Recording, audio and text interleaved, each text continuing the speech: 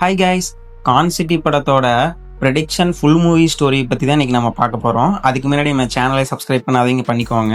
வாங்க வீடியோக்குள்ளே போகலாம். ஒரு மிடில் கிளாஸ் ஃபேமிலியோட லைஃப்பில் நடக்கிற செம டிஃப்ரெண்ட்டான ஒரு இன்சிடெண்ட்டை பற்றி தான் இந்த படத்தோட மெயின் கான்செப்டே.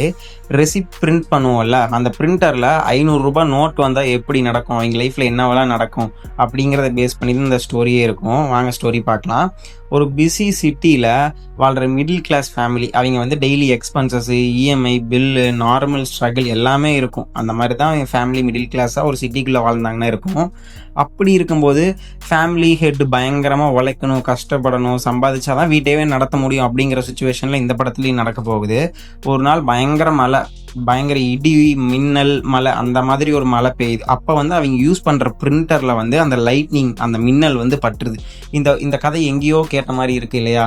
அந்த ஒரு டைம் ட்ராவல் மூவியில் அந்த மின்னல் வரும்பொழுது அந்த ஸ்ட்ராட்டிக் சார்ட்னு சொல்லுவாங்களே, அது வந்து மூலிமா அந்த டைம் ட்ராவல் மாதிரி ஒரு படம் எடுத்திருப்பாங்க. அதே கான்செப்டில் தான் இதுவும். இது வந்து பிரிண்டரில் போய் பட்டுருது. அப்படிங்கும்போது அதுக்கு ஒரு பவர் கிடைக்குது அப்படிங்கிற கான்செப்டில் தான் இந்த படமே ஸ்டார்ட் ஆக போகுது. அந்த ரெசிப்ட்னால லைட்னிங் எஃபெக்ட் வந்ததுக்கப்புறமா அந்த பிரிண்டரில் வந்து ரெசிப்ட் வர்றது கிடையாது. நம்ம ரெசிப்ட்டுக்கே பிரிண்ட் பண்ணணும் அப்படின்னால எதர்ச்சியாக பண்ணும்பொழுது ஃபர்ஸ்ட் டைம் அவங்க வந்து 500 rupees நோட் வருது.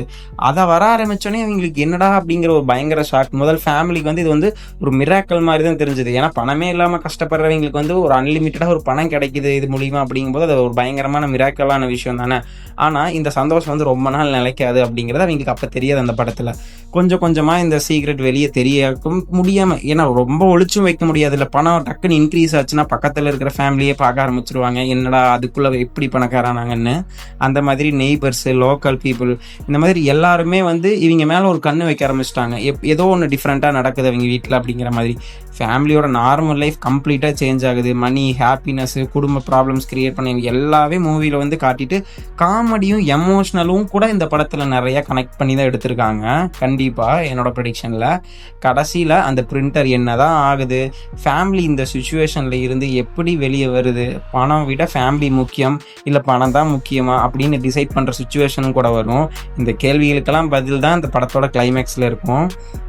ஓவராலாக பார்த்தா கான் சிட்டி வந்து ஒரு யூனிக்கான ஃபேண்டசி ஃபேமிலி என்டர்டைனராக தான் இருக்கும். ஒரு சிம்பிள் மிடில் கிளாஸ் ஃபேமிலியில் மணி வந்தால் என்ன மாதிரி கான்சிக்வன்ஸ் எல்லாம் வரும் அப்படிங்கிறத காமெடி, எமோஷன், ட்ராமாவோட இந்த ஸ்டோரியில் கண்டிப்பாக சொல்ல வந்திருப்பாங்க. இந்த ஸ்டோரி உங்களுக்கு பிடிச்சுன்னா மறக்காமல் லைக் பண்ணிக்கோங்க, மறக்காமல் நம்ம சேனலை சப்ஸ்கிரைப் பண்ணிக்கோங்க. பாய் பாய்.